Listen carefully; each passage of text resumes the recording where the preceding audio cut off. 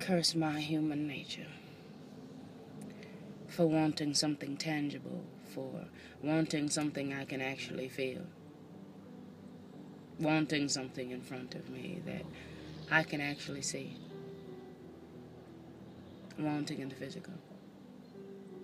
Curse my human nature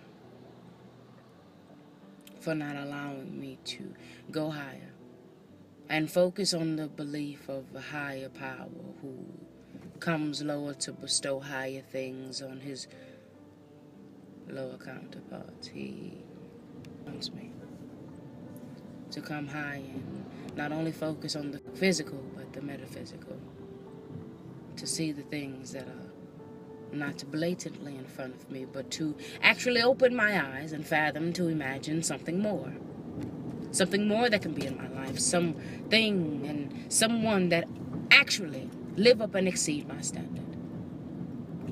God will never expect you to settle. He will never ask for you to settle because it's never an option. When dealing with a God, when praising a God, when worshiping a God, you are not given something you just settle for.